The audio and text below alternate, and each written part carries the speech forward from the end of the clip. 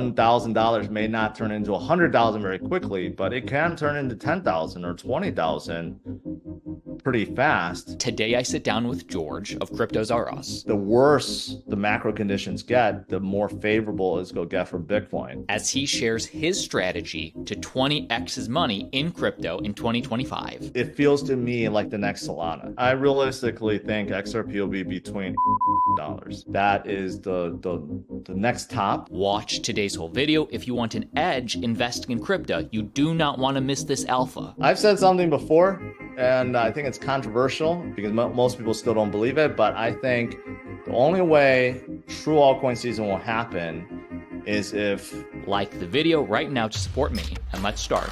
And for perspective, about a year ago, Bitcoin's price was around $40,000, $50,000, I believe. I could have predicted, we were predicting, Bitcoin would be over $100,000 by now. The year's not over. We have more room to go.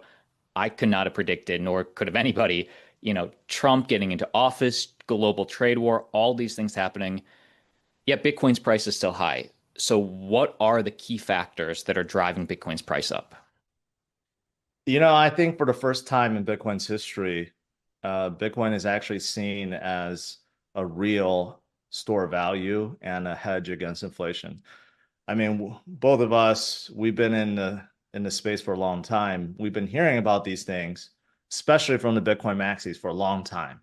And these are things that we wanted to actually see play out. And this is the first time, I think, the first cycle where we are actually seeing that.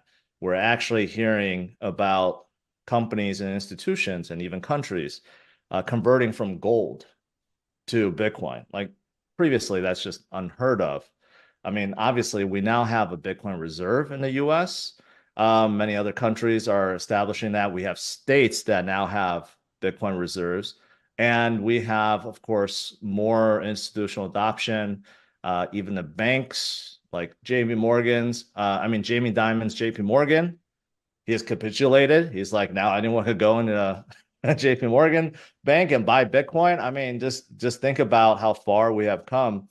And I think these are the reasons why the cycle has gone according to plan for some and unexpectedly for some, because of all these things that are happening that we only like fantasize about in previous cycles, and now it's actually happening right in front of our eyes. So it's amazing if you think about it.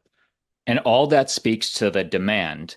Even if we look at just what's happening in the world, like whether you support it or not, it's like Donald Trump chaos, how much things he's changing. Do you feel it's like, okay, big money doesn't feel they can put money in bonds, let's say, because they got uncertainty, not safe right now. Stock market, we don't know because these tariffs that Trump has on and has off. It's like gold and crypto are like the last kind of thing that big money can at least put a piece into for a little protection, maybe. Yeah. Whether you like Trump or not, one thing he has changed vastly is the crypto environment, the regulations around crypto in America in a big way and forever, I believe. If you just look at all the SEC cases that has been dropped against every major exchange, every platform, there were dozens against projects themselves, all dropped, and they're starting over with the new chair, Paul Atkins, who had advised for crypto projects before. Seems like he has an open mind. He's conducting roundtable discussions with industry leaders, like some of the biggest leaders in the space and Web2 space and financial space. So it's not just with Web3 projects. I mean, these are things that never happened before. I mean, previous cycle, we always had to deal with Gary Gensler and all the projects in America. They were hiding. They didn't want people to know that they were in the United States. There were so much fear and scrutiny. No one wanted to do anything, and there was no innovation at all. And now, under a new administration, things have changed vastly. Now, projects are proud to be American because that's actually what we want. We want innovation to stay here, right?